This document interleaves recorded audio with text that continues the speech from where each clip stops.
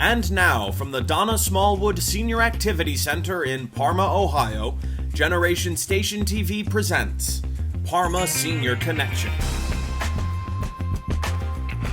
I am so pleased to share the story of Lucille Laurenzi with all of you. You may recognize Lucille from here at the Senior Center. I know she comes sometimes and just hangs out. She attends programs, but she is also noted for being a member of the Raising Cane's dance group. And we're always so happy to see her here. And so many of you have gotten to know her and become her friends, but there's others of you who are going to hear her story for the first time. So, Lucille Laurenzi. Lucille, how old are you? 68 years old. 60. You don't look a day of it. And you certainly don't dress like a 68-year-old. You live in the city of Parma Heights, but you're a member of our senior center here. How long have you been coming here, and how long have you been part of the Raising Cane's? Raising Cane about a little over 4 years. We were out for over two because of quarantine. Yeah. Yeah. And you enjoy that? I love doing it because I love to dance, sing, play the guitar, act. Yes. It's hobbies. You're theatrical. Theatrical.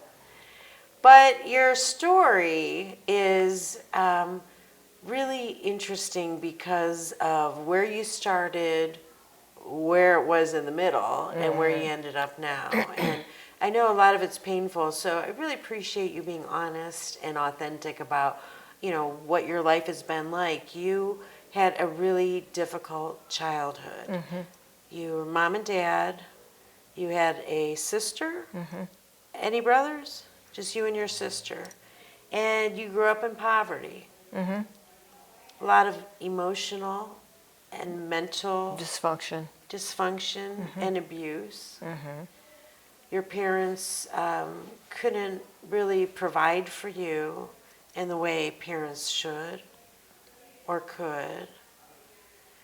And Lucille, share with us what happens to children when they grow up in that kind of dysfunctional household. Well, in my case, I stopped going to school because school phobia, I lost confidence, and I ended up going to an orphanage, Belfair, for 3 years, which was a healing process.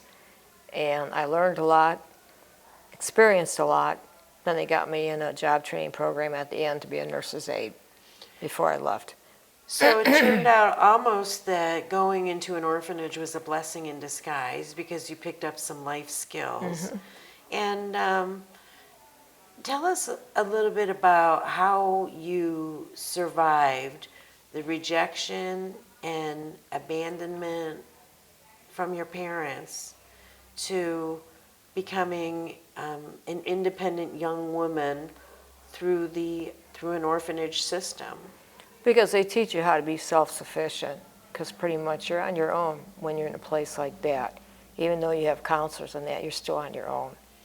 And it helped me to be self-sufficient and to work on a goal to be more sufficient when I left. Went back home to my parents, which I shouldn't have, but I did. And that didn't last too long, so... You were 18 when that happened? Yeah, I left the back door. They wanted me to stay 8 more months to go to the foster home, and I didn't. So tell us about the foster home. You were 19 when you went into the foster home? No, I never went. Okay. I left on my 18th birthday out the back door. Okay. And they can't stop you. You're on your own. And so you left. I left. I'm 18, it's time for me to go. Where'd you go? I went back home. No, you're talking... When you were 18, you moved back home with your parents. Yes, I did. How long did you stay there? A little over a year. A little over a year. Yeah.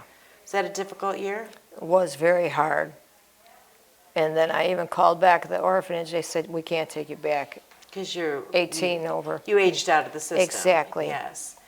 So then you were working as an STNA. Well, they only had nurses' aides. Or nurses' aides at the time. At VA hospital. You were 23 and you met this great guy? I was already working in nursing homes and that. I moved in to Ridgewood House Apartments with a friend I met at a group home, Carmelita Hall, off of State Road. Okay. And a year later, we moved into Ridgewood House, and she worked at Parmadale in the cottages cleaning. And I came home, he was there with his friend, and that's how I met him. Yeah. Okay, so you started dating. You ended up getting married at the age of 23. Yeah. And you had 3 children. I had 2 boys with him, and my daughter I had with another father. Okay. So while you were married with him, you came to learn, and I don't know if you knew before you married him, but he also came from a dysfunctional family and had a difficult background. So when you married, you had hopes that things would be better for your life together with him, yeah? Right. It didn't work that way. What happened The mental, emotional abuse got worse. from him? Yeah, like trying to be in control of everything I did, who I went out with, who I had come over. Like I couldn't be my own person. Couldn't use the car, only if he said so. He took everything away from me.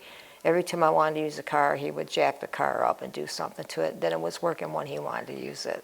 So you felt as a prisoner, Yeah. Certainly in your own home. In my own home. Was there physical abuse? That started to get kind of out of control with the smacking and stuff. Yeah. Or we'd be in a store, he says, put whatever you want in the wagon. Then he would take it back out and put a dog collar around my neck. Oh, in public? Yeah. So that's a lot of psychological trauma. Yes, it is. Were you able to protect your children? Once I got him out because he was endangerment, because I already filed for the divorce. And he was still allowed to pick up the boys because by law he was a biological father. But then the one boy admitted that they were molested in his grandmother's house. By their father? As she was at St. John Bosco Bell Tower working, and I found out through friends she was blaspheming me to make herself look good. She was not supervising the boys. And the court order was family members were supposed to supervise, and they did not. They failed to. So the kids were still being molested at her house, backseat of his car, in a schoolyard across the street from his house, wherever he could possibly molest them. So the psychological cycle of damage continued. Continued. And to this day, I'm sure has pretty, gosh, I don't even know the best adjective to use, profound repercussions on your own mental health, not to Right. mention your family dynamics. Right. What happened to him? You got divorced from him. He stayed with his mom, but the visitations were not good with the kids because they would come back home and take it out on me. And the one kid would say, I'm sick, call my friend for prayer. He'd crawl under the bed, Yeah. had a fever. He had a buddy doll. He took the clothes off and marked the butt and threw it in the closet. Yeah. He hid that doll. That was like their friend. You know, they dressed him up, put him in the Power World Jeep And then they expressed what was happening to them. through the doll. So after you got divorced, how did you end up healing to the point where you could function independently? I started helping out with Prevention Center of Domestic Violence, City of Mission, the YWCA at the Y at Parma Heights, before they closed it. They have Bad Woman Support Group. So you were a part of helping other people heal Yeah. from battered women's Like an syndrome? advocate to women and kids. Took 2 women in with kids for a short time. Or went to court with them, went to the hospital with them, like that. So you were an advocate. Advocate. But you did a lot of other ministry. Street ministries with different evangelists. Mothers Against Sexual Abuse with Claire Reeves, the founder. Had meetings at libraries, would show tape on how to prevent abduction, have speakers come in. The jail ministry was really interesting downtown for women. They'd have like a 12-step AA, and they all wanted to get out. So every time they came to a meeting, me, the pastor, another lady would sign the paper, then they would get out sooner. And that was valuable ministry, I'm Yeah. sure, to all the women. Church Yeah, Street you Ministry served. over there on Bagley. I did Right. advocacy. I did the food bank, whatever Franny Miller had me do. She retired now. And the Berea Children's Home you worked at with I worked in abused the children? chapel. I wasn't at that Yeah, home, but I gotcha. still used my experience coming out of a children's home there. They had me sing and play the guitar and tell my story. So let's circle back to the guitar playing. Lucille has also shared her guitar playing skills in our hallway. I know at Christmas last year, she just brought her guitar in and did a sing-along of Christmas carols with our members. It was lovely. In our talent show last year, Lucille performed Drummer playing boy. the guitar and singing the little drummer boy. And Tell us about how you learned how to play the guitar, when you got your first In the guitar. children's home. My first guitar, my aunt bought me a beginner's guitar, and then eventually my dad got me a used, better guitar, folk, and everybody had guitars there, and a music teacher. That's how it started. Yes. Yeah. And so connecting the ministry that you've done for battered women with your gifts at playing and singing was this movie that you wrote and created called Story of Faith, Surviving Battered Women. And this movie was shown on public TV. It was shown in battered women's Well, support it's about groups. a battered woman, me. It's your story. Yeah. And a song that you wrote called I'm a Survivor of Domestic Violence. Part of that movie. I just made up the lyrics, and that's what it's about, how I survived. And then your acting skills, it's interesting because you are an actress and a performer. You sing, you dance, you play the guitar. You wrote your own movie. And I think some people may think that when you have those kind of theatrical skills that you're covering up who you really are, that you're putting out a different portrait of who you are. But what's interesting about you is that you come here to the Senior Center and you're incredibly authentic. You are very comfortable with who you are and what you've been through Yeah. and where you're at. How did you end up where you are today? What keeps you going? Faith in God and myself. You know, I accepted him in my life as my personal Savior at 19 at Church of Nazarene, Gospel House. And so have all your ministries been based on faith? Yeah, On your pretty much faith? so, yeah. And how has your faith helped you create a life where you're relatively free from some of the pain that you grew up with? Because I had gone to Bethel Church of Cleveland on Bagley, which is deliverance. I started getting deliverance and being set free and delivered of strongholds and bondages of rejection. And that's a process. There's a lot of homework involved. But then I started seeing things more clear that I can move on. Don't let other things interfere with the now. And you have. But you have also, all these experiences you have made you a strong woman. Lucille came in and was talking about some problems she had with the management at the apartment building where she lives. And she ended up being her own advocate again.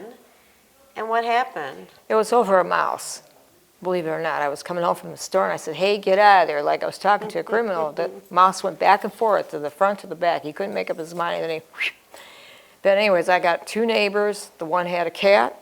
She brought the cat in the pet taxi. We grabbed it out, put it underneath the dining room. The mouse saw it and tore out. Yeah. So after that, I had to call the general manager. There was a lot of friction. There was a lot of denial, lying that never happened, blah, blah, blah. Went out and got the ace glue traps, called the city, they called the county board of health, and they must have got cited, and then they didn't want me in the office. They abandoned me from the office. So I kept calling lawyers. Of course, you have to have money for a private lawyer, but they said that was 2 lawsuits, abandonment from the office and being elderly abuse. Eventually, I got a lawyer through Scranton Road Ministry through Karen Jarr, who is a retired social worker with NAMI Mental Health Group at Grace. Yes. And a lot of people from Marymount go there. And then she's at St. Joe's the first Tuesday of the month at 7, and Grace at 10 o'clock the third Saturday of the month. Let's come back to that again, because that's really important information to share, and I think we can probably have it on screen, during your interview. But what the long and short of that story is, that in your 60s, you went to battle with the management over health and safety where you live, and your very squeaky wheel got the problem resolved, yes? Through Scranton Road Ministries. A lawyer wrote them a letter. Yeah. They had 28 days to let me back in that office. I went in there to ask about a flyer. A little man knocked to my door and said, I have to clean out my apartment. I'm a hooter. Would you help me clean? Because I'd done home health aid for some people there. And I said, well, let me go see if I got a flyer. And they didn't want me in the office. They threatened to have me arrested and call the police to get me out. So that's why I started doing my own advocacy. And then eventually they gave me a notice to leave the apartments. And I went and got a lawyer through Legal Shield. Yeah. So you're a role model for being your own advocate. My own advocate. But there's help out there for people who don't know how to be their own advocate, or they're not strong enough to be their own advocate. So there's resources through all kinds of organizations, a lot of them you just mentioned. But I want you to go back and talk about NAMI and what it is and how it's helped you or could possibly help others. It helps you sort your head, get it together, and know where you're at. And when you're around negative people like my ex-in-laws, my daughter's family, because both fathers were batterers, addicts, child molesters, they're all in denial. So if I do seem like I saw her dad's father's family at my daughter's wedding, they were nice to me, but I don't go to any of their functionings or anything like that, just like the boy's father's family.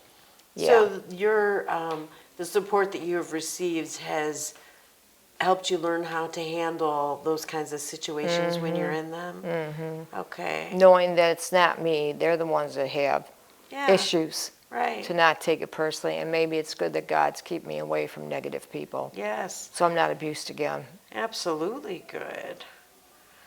So here you are. You come to our senior center. What do you like about coming here? The classes, the pool table, the exercising, just interacting with other people Yeah, of all ages. it's uplifted you. Yeah, it makes me feel like my second home. Yeah. Well, we are a church body family, Yes. not just a church building like the pastor said. You have to go out there and reach out. Yeah. Christianity, you know. And you do that by building relationships here with the people Yeah. that you play pool with, or that you hang out with, or that you Or exercise just talk, how are with. you today, blah, blah, blah. I like your outfit, your jewelry, you know. Yeah. Just make general conversation But sincere. sincere. Yes, which you are. Well, I use my nursing skills because I have done a lot of nursing home work, and Yeah. more so geriatric. Yes. Yeah. So you've got a lot of grace in your life because you're here, and that even when you were in an orphanage, you could have gone down the road of drugs or alcohol or prostitution. But even at that young age, you didn't turn that way. So before you were saved at the age of 19, how did you, at that age, not turn down a dark Because I always had a way? picture of Jesus sitting at the desk in my room, and I always would call out to him, if you're real, where are you? So eventually that broke, and I got another one on a tree log from West Virginia, and I used that when I would minister to the kids at Berea Children's Home on the altar, how I would reach out and talk to him. So we did a project with that. They used that picture to do a printout on clear paper, and the kids made drawings around it, and I led the whole seminar that day. Yeah. Yeah. So you've led other kids closer. So I know him now, but at that time I didn't know him now, so I kept asking him, if you're real, where are you at? Did you ever get an answer? Well, he kept telling me, I am real, I'm with you always. I will Oh. not leave or forsake you, Yes. my yes, child. Yes. But see, I didn't know that. I had to go through a lot. No. Sometimes we have to go through some ugly, nasty stuff to get close with him. It's hard. It is hard. So you, old lady, who've been living a hard life, have learned so many valuable lessons and have ministered to so many other people who have been hurting. What kind of advice would you give to our older adults about, ways to live? To keep eating dark chocolate, have faith in God and yourself, exercise, and do things like come to the Y or whatever senior, programs, Keep field moving. trips. Yeah, keep moving. Did you catch that? Eat dark chocolate was #1 on her list. Yes. I'll be taking your advice, darling. Yes. And believe in yourself. And believe in yourself. But you have to have faith in God first. Yeah. Give him a helping hand. Yeah. Yeah. So we have another faith-based older adult who is sharing their faith and their gifts with everyone who's watching this program now, of course, but also with all the people that she meets and the lives that she touches by coming here in person, and I dare say throughout everything you do in your life. So thanks for agreeing to share your story and being a part of You're welcome. our series. Thank you for having me. Yeah, pleasure.